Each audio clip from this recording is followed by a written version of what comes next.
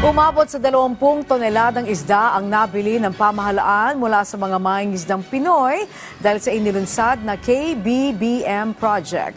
Kung ano nga ba yan? Si Harley Valbuena sa Sentro ng Balita Live. Angelique, mahigit 100 mangingisda ang nakinabang sa kadiwa ng Bagong Bayaning Mangingisda o KBBM project na inilunsad sa West Philippine Sea. Sa press briefing sa Malacanang, iniulat ni Palace Press Officer Undersecretary Claire Castro na sa unang paglalayag pa lamang ng misyon sa pangunguna ng Philippine Coast Guard at Bureau of Fisheries and Aquatic Resources, umabot sa 20 toneladang isda ang nabili mula sa mga mangingisdang Pinoy. Ang kadiwa ng Bagong Bayaning Mangingisda o KBBM project ay inilunsad sa karagatan ng Zambales, malapit sa Bao de Masinloc. Sa ilalim nito ay direktang binibili sa mga mangingisda ang kanilang mga huli. Alinsunod ito sa direktiba ni Pangulong Ferdinand R. Marcos Jr. na isulong ang food security at maritime development sa West Philippine Sea.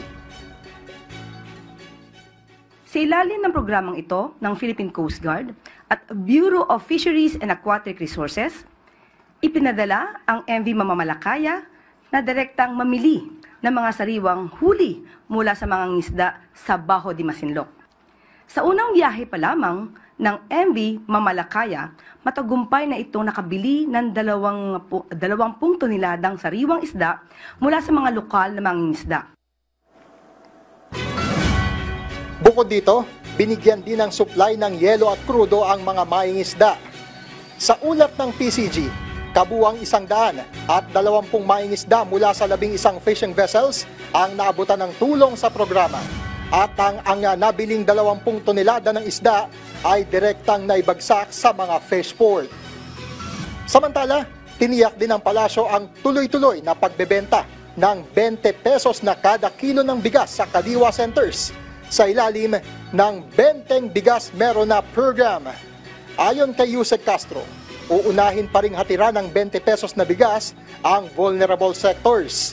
Nakadepende naman sa panuntunan ng mga lokal na pamahalaan kung kailan ito magiging available para sa lahat. Sa Kadiwa Centers, vulnerable sectors po ang makikinabang pansamantala hanggang December 2025. Sa LGUs po, kung ano man po ang kanilang magiging guidelines, maaari po ito maging rice for all.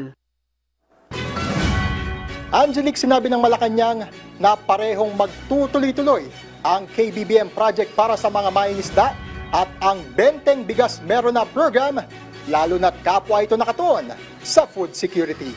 Angelique? Okay, maraming salamat sa iyo, Harley Valbuena.